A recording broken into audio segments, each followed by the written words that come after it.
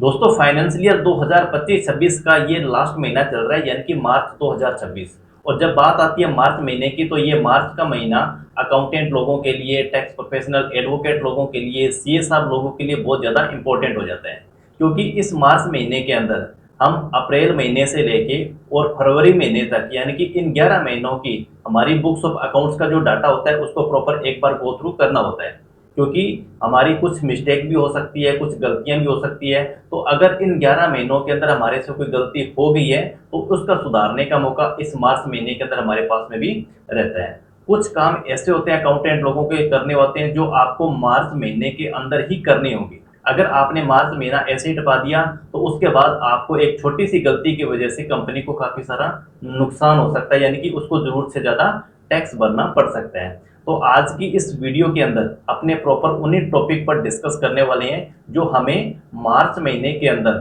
हमारी books of accounts को go through जब अपने करेंगे तो कौन कौन से ऐसे टॉपिक है, कौन कौन से ऐसे पॉइंट है जिनको हमें ध्यान में रखते हुए उनको एक बार प्रॉपर चेक करना पड़ेगा। तो वीडियो बहुत ज़्यादा इंपॉर्टेंट है, वीडियो को आप एंड तक जरूर देखना ताकि आप लोगों को पता चल सके भी अकाउंटेंट लोगों के लिए जो मार्च का महीना है ये कितना इंपॉर्टेंट मंथ चल रहा है। वीडियो पसंद आए तो लाइक जरूर कर देना। इसी टाइप की और नई नई वीडियो को देखने के लिए हमारे चैनल को भी आप सब्सक्राइब कर सकते हैं। तो सबसे पहले अपने बात करते हैं कि फाइनेंशियल ईयर 2025-26 यानी कि ईयर एंड क्लोजिंग की प्रिपरेशन की अपने बात करें तो सबसे इंपॉर्टेंट बात आ जाती है कि हमारा जो इनकम टैक्स का सेक्शन है 43B क्लोज एच। क्योंकि कुछ काम ऐसे हैं वो हमें मार्च महीने के अंदर ही करने पड़ेंगे, तो उसी के अंदर ये इंपॉर्टेंट हमारा आ जाता है, ये सेक्शन है जो यानी कि 43B क्लोज एच वाला। इसका ये रूल हमारा कहते हैं कि हमारा जो कोई सेंट्री क्रेडिटर है, जो हमारा सप्लायर है जो कि एमएसएमई में रजिस्टर्ड है, यानी कि वो माइक्रो हो सकता है या फिर वो स्मॉल हो सकता है। अगर अपनों ने उनसे कोई गुड्स परचेज किया है या कोई सर्विस अगर अपनों ने परचेज करी है, तो अगर जो हमारे पास में उनका इनवॉइस आया होगा उस इनवॉइस की अगर अपनों ने 45 दिनों के अंदर अंदर अगर पेमेंट कर दिया तो बहुत अच्छी बात है। अगर 45 दिन के बाद अगर अपने पेमेंट करेंगे तो हो सकता है ये जितना भी इनवॉइस हमारे पास आया है उस सप्लायर का, तो उतनी अमाउंट का जो हमारा एक्सपेंसेस है यानी कि जो हमारी परचेज है वो एक तरीके से अपने कह सकते हैं डिसअलाउ हो जाएगी। ठीक है, इसी को अपने एग्जांपल के साथ भी समझेंगे। तो आप देखो कि यहाँ पर मैंने दो वर्डिंग लिखी हुई है, 15 दिन और 45 दिन। अगर आपके पास में सप्लायर के साथ में कोई किसी भी टाइप का कोई एग्रीमेंट है तो आप 45 दिनों के अंदर अंदर आपको भुगतान करना पड़ेगा। अगर कोई किसी भी टाइप का कोई एग्रीमेंट आपके सप्लायर के बीच में नहीं है तो आपको 15 दिनों के अंदर अंदर आपको उस इनवॉइस की पेमेंट है जो करनी पड़ेगी। ये केवल एमएसएमई सप्लायर लोगों के लिए ही लागू है। अगर आपका कोई सप्लायर कोई मतलब मीडियम की कैटेगरी के अंदर आता है तो ये आपके ऊपर सेक्शन है जो लागू नहीं होता है। उसके बाद अपने बात करते हैं टीडीएस ऑन एक्सपेंसेस, यानी कि अगर मान लीजिए अपनों ने इन 11 महीनों के अंदर अप्रैल महीने से लेके और फरवरी 2026 तक, अप्रैल 25 से लेके फरवरी 2026 तक अगर अपनों ने कोई अपनी बुक्स ऑफ अकाउंट्स के अंदर यानी कि प्रॉफिट एंड लॉस अकाउंट के अंदर अपनों ने कोई कमीशन हेड के नाम से कोई खर्चा बुक कर रखा हो या कोई इंटरेस्ट के नाम से अगर अपनों ने कोई खर्चा बुक करके रखा हो, कॉन्ट्रैक्ट के नाम से हो, कोई इंसेंटिव के नाम से अपनों ने कोई खर्चा बुक करके रखा हो, तो हमें ध्यान रखना पड़ेगा कि अगर हमारी कंपनी की कोई टीडीएस काटने की अगर लायबिलिटी बनती है तो हमें इन खर्चों के ऊपर टीडीएस भी काटना पड़ेगा। ये जिन जिनको एक्सपेंसेस का ये अपनों ने भुगतान किया है जिस भी हेड के अंदर, तो उसका हमें टीडीएस काटना पड़ेगा। तो इसके लिए आपको करना क्या पड़ेगा भी अपने जो भी आप सॉफ्टवेयर यूज करते हो उस सॉफ्टवेयर के अंदर आपको आना है और यहाँ पर आपको प्रॉफिट एंड लॉस अकाउंट आप चेक कर लेना है, इनडायरेक्ट एक्सपेंसेस आपको खोल लेना है और यहाँ आपको ये चेक करना है कि कुछ ऐसे एक्सपेंसेस नाम से आपने बुक कर रखे हो जिनके ऊपर टीडीएस काटने की लायबिलिटी बनती है और आपने उसका टीडीएस नहीं काटा तो अभी आप उनका टीडीएस काट के जमा करवा सकते हो। तो ये आपको विशेष ध्यान में रखना है। ठीक है, तो क्योंकि यहाँ पर अगर अपनी इस सेक्शन की बात करें 43B क्लोज एच वाले की कहानी की अपने बात करते हैं, तो देखो अब यहाँ पर इसकी इस कहानी क्या है। अब मान लीजिए आपका कोई मार्च महीने का इनवॉइस है यानी कि मार्च 26 का इनवॉइस है, तो जिस भी तारीख यानी कि जिस तारीख के आपके पास माल रिसीव हुआ है आपको, ठीक है, जिस तारीख के आपके गुड्स आपके मतलब शॉप में आपकी कंपनी तक आपके गोडाउन तक पहुंच गए उसके 45 दिन आपको काउंट करने पड़ेंगे। मान लीजिए आपने कोई 20 मार्च को अगर मान लीजिए आपको गुड्स परचेज करते हो तो 20 फरवरी के यानी कि आपको इस मार्च महीने के अंदर आपको पेमेंट करने की जरूरत नहीं है। इसकी आउटस्टैंडिंग आप अपनी बैलेंस शीट में उठा सकते हो। क्योंकि लेकिन इसकी आपको पेमेंट है जो नेक्स्ट फाइनेंशियल ईयर के अंदर 45 दिनों के अंदर अंदर आपको करनी पड़ेगी। लेकिन अगर अपने बात करते हैं भी 31 मार्च तक की, अगर अपने बात करें 31 मार्च 2026 को, तो अगर अपने मार्च से पहले अगर अपने जाते हैं 45 दिन, यानी कि मोटा मोटी अपने कह सकते हैं भी 1.5 महीना अगर अपने पहले जाएं, तो अपने ये कह सकते हैं भी अगर आपने कोई 10 फरवरी को, 11 फरवरी को या 12 फरवरी के आसपास अगर आपने कोई गुड्स परचेज किए हो किसी भी सप्लायर से, और वो सप्लायर एमएसएमई के अंदर रजिस्टर्ड है, तो उस इनवॉइस की आपको 31 मार्च 2026 से पहले पहले उसको पेमेंट करनी पड़ेगी। अदरवाइज जो आपने इनवॉइस आया हुआ आपके पास में, और उस इनवॉइस की जितनी भी वैल्यू आपने बुक्स में मतलब बुक कर रखी है, यानी कि परचेज की जो अमाउंट है वो अमाउंट आपकी डिसअलाउ हो जाएगी। मान लीजिए आपने कोई 1 लाख रुपए का कोई गुड्स परचेज किया, ठीक है, और आपने इसको, ये मान लीजिए आपने ये 10 फरवरी को परचेज किया, ठीक है, और आपने इसका 1,20,000 रुपए के अंदर आपने सेल कर दिया फरवरी और मार्च महीने के अंदर मिला के। और अब मान लीजिए इसकी पेमेंट हमें 31 मार्च से पहले पहले इसकी पेमेंट है जो करनी पड़ेगी, लेकिन आप 31 मार्च तक इस 1 लाख रुपए की पेमेंट है जो नहीं कर पाए, तो अब इस हिसाब से अगर अपने देखें तो हमारा ग्रोस प्रॉफिट निकल के आ रहा है यहाँ पर 20,000 रुपए का। अपनों ने ये नेट मान लिया, ठीक है, तो अगर जहां आपका टैक्स लगना था 20,000 रुपये ऊपर, अब आपको वो 20,000 रुपये नए लग के अब आपका वो 1,20,000 रुपये, यानी कि ये टोटल की सारी आपकी इनकम मानी जा रही है। यहाँ पर जो आपको ये खर्चा जो डिसअलाउ होना था 1 लाख रुपए का, अब वो इस कंडीशन में नहीं होगा, क्योंकि आपने इसकी पेमेंट 45 दिनों के अंदर नहीं करी।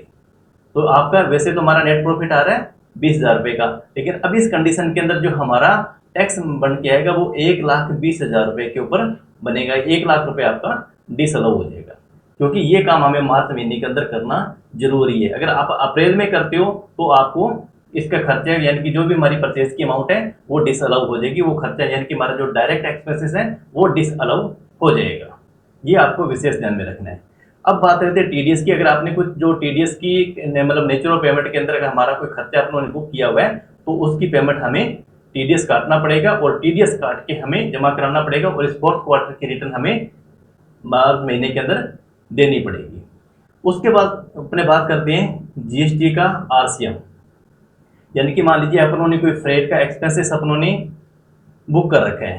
ठीक है, ट्रांसपोर्ट के नाम से कोई बुक कर रखा होगा, तो सबसे यहाँ पर हमारी लायबिलिटी अगर बनती है टीडीएस काटने की, तो अपने को उसको कॉन्ट्रैक्ट के ऊपर हमें टीडीएस भी काटना पड़ेगा, और उसके साथ साथ अगर हमने कोई अनरजिस्टर्ड से ये सप्लाई ली हुई है तो उसके ऊपर हमारा आरसीएम भी बनता है, जीटीए के रूप में ये हमारा आरसीएम बनेगा। तो ये आरसीएम भी हमें जमा कराना पड़ेगा, ये हमें देखना पड़ेगा भी हमारी बुक्स के अंदर अपनों ने कोई डायरेक्ट एक्सपेंसेस में या इनडायरेक्ट एक्सपेंसेस में कोई फ्रेट के नाम से अगर अपनों ने कोई खर्चा बुक करके रखा हुआ है जो कि ट्रांसपोर्ट को अपनों ने उसकी पेमेंट करी थी, तो वहां हमारी लायबिलिटी बन जाती है आरसीएम जमा कराने की। तो वो आरसीएम हमने प्रॉपर जमा करवाया है या नहीं करवाया हुआ वो भी अपने देखेंगे। हालांकि अपने इस पूरी सीट के साथ इसको समझने वाले हैं, एक्सेल का डाटा हमारे पास में, इस एक्सेल डाटा के थ्रू अपने इसको समझने वाले हैं। सबसे पहले अपने मेन इंपॉर्टेंट टॉपिक पर डिस्कस कर लेते हैं भी टॉपिक हमारा इंपॉर्टेंट क्या क्या रहने वाले हैं। उसके बाद में ये सेल का डाटा, ये सबसे ज्यादा इंपॉर्टेंट है, यानी कि सेल और उस सेल का हमारा जो जितना भी हमारा प्रॉपर टैक्स बनता है वो, तो इसको हमें मैच करना है बुक्स वर्सेस पोर्टल, यानी कि हम अप्रैल 25 से लेके और 28 फरवरी तक, यानी कि अब 28 फरवरी तक तो हालांकि हमारी अभी सेल जानी है, लेकिन अभी आपने कह सकते हैं अभी 31 जनवरी तक, 31 जनवरी तक, यानी कि इन 10 महीनों की जो भी हमारी सेल हम दे चुके हैं पोर्टल पे कुछ जीएसटी रिटर्नों के जरिए, उसका डाटा और हमारी बुक्स ऑफ अकाउंट्स के अंदर आज के टाइम के अंदर जो डाटा आ रहा है 31 जनवरी तक का, उसको हमें मैच करना होगा। जैसा कि हमारे पास कुछ इस तरीके से सीट आती है, अब जैसे आप अप्रैल मई जून यानी कि ये जनवरी तक का ये रिकॉर्ड है सारा, ठीक है। इस जनवरी महीने के अंदर हमारी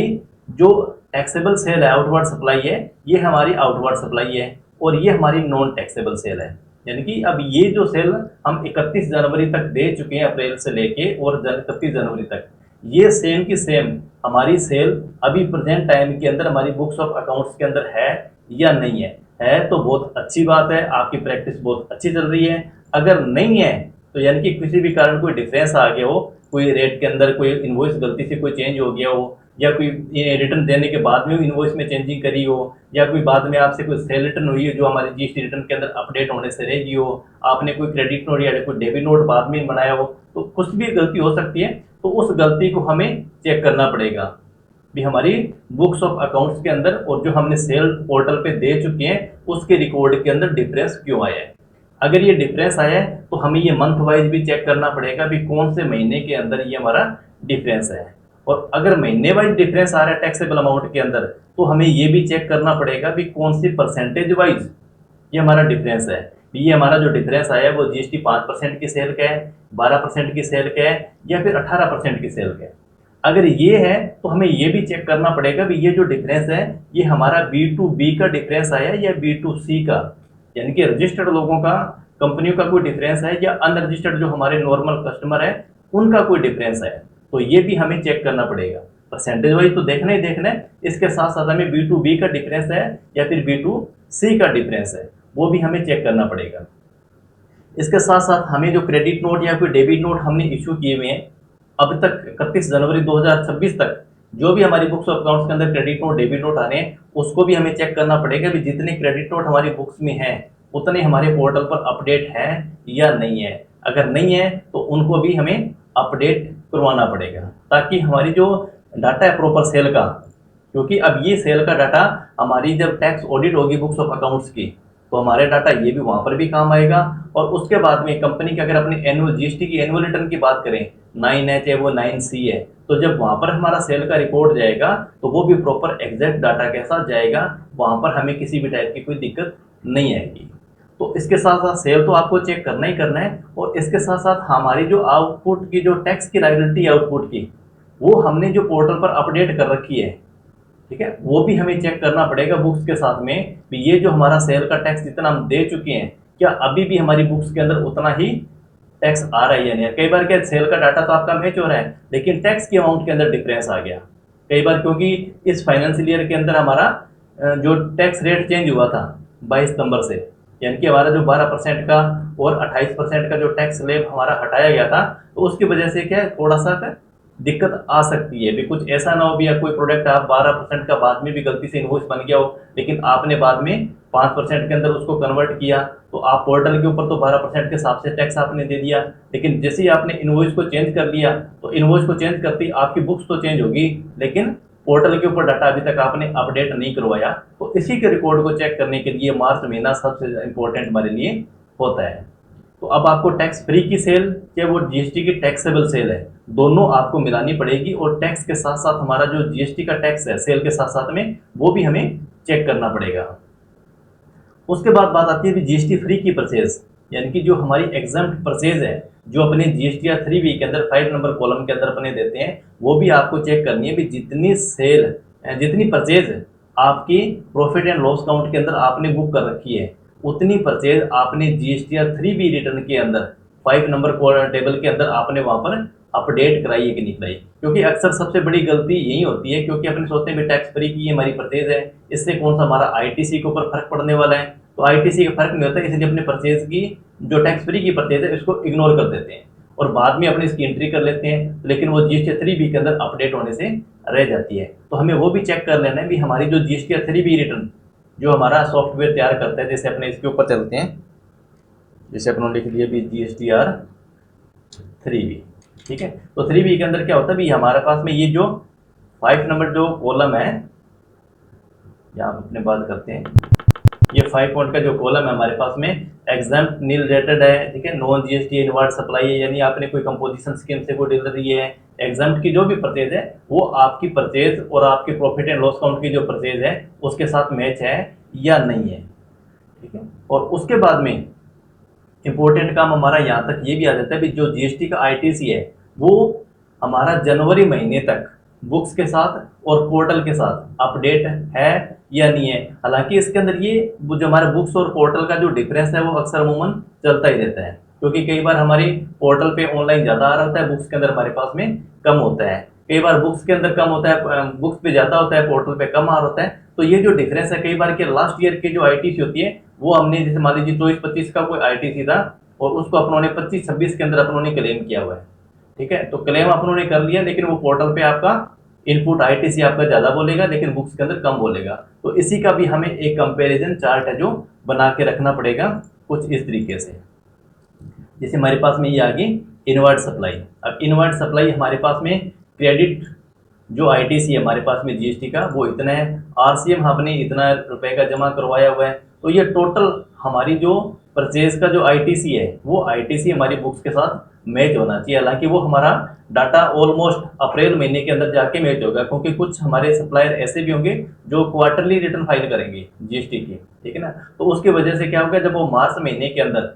जनवरी फरवरी और मार्च महीने की जब अपने अप्रैल महीने के अंदर वो अपने जीएसटीआर 1 को फाइल करेंगे, तो हमें अप्रैल की महीने के अंदर हमारे जीएसटीआर 2 के अंदर उसका आईटीसी शो होना स्टार्ट हो जाएगा। तो अगर आप चाहो तो दिसंबर महीने तक आप यानी कि 3 क्वार्टर तक का आईटीसी आप मैच करके रख सकते हो, और लास्ट में रहेगा 1 क्वार्टर, तो उसकी रिटर्न जब हम मार्च महीने की रिटर्न फाइल करेंगे अप्रैल महीने के अंदर, तो हमारे इन 3 महीनों का आईटीसी अपने उस अप्रैल महीने के साथ में भी एडजस्ट कर सकते हैं, ठीक है। हो सकता है ये आपकी बुक्स और ये डिफरेंस तो चलता रहेगा, लेकिन इंपॉर्टेंट हमारा काम ये रहने वाला है इस मार्च महीने के अंदर, ये सेक्शन हमारी 43B क्लोज एच का पेमेंट देने वाला जो काम है, क्योंकि ये मार्च महीने की जो पेमेंट है वो हमें मार्च महीने के अंदर ही करनी पड़ेगी। मार्च महीना अगर अपने चूक गए तो ये नेक्स्ट फाइनेंशियल ईयर के हमें बहुत बड़ा नुकसान हो सकता है टैक्स के रूप के अंदर। और इसका जो हमें बेनिफिट मिलेगा, 1 लाख रुपए का पेमेंट बाद ही हमने 45 दिन के बाद किए हैं, तो यानी कि इसका बेनिफिट हमने कहाँ मिलने वाला है, नेक्स्ट फाइनेंशियल ईयर के अंदर, यानी कि जब अपने 26-27 की अपनी आईटीआर फाइल करेंगे टैक्स ऑडिट करवाने के बाद में, तो वहां पर हमें इस 1 लाख रुपए का बेनिफिट मिल जाएगा। यानी कि अगर आपने एक साल में टैक्स अगर आपने भरा है, तो नेक्स्ट ईयर के अंदर आपको उतना टैक्स है जो कम भरना पड़ जाएगा। लेकिन एक साल अगर छोटी सी गलती की वजह से अगर आपने 45 दिन के बाद अगर आपने दिए 60 दिन के बाद पेमेंट करी है, तो आपको 10-15 दिनों की वजह से आपको टैक्स है जो ज्यादा भरना पड़ सकता है। तो नेक्स्ट पार्ट के अंदर अपने इन सभी को प्रैक्टिकली समझने वाले हैं भी, आपको बुक्स कैसे चेक करनी है और ऑनलाइन आपको डाटा किस तरीके से चेक करना है। अगर आप चाहते हो कि नेक्स्ट वीडियो हमारा प्रॉपर प्रैक्टिकल हो, बी बुक्स वर्सेस, तो आप डेफिनेटली हमें कमेंट करके बता सकते हैं। और इसके अलावा अगर आपकी कोई और भी क्वेरी हो तो भी आप हमें कमेंट कर सकते हैं। अपनी पूरी कोशिश करेंगे वीडियो के माध्यम से आपके कमेंट का रिप्लाई देने की।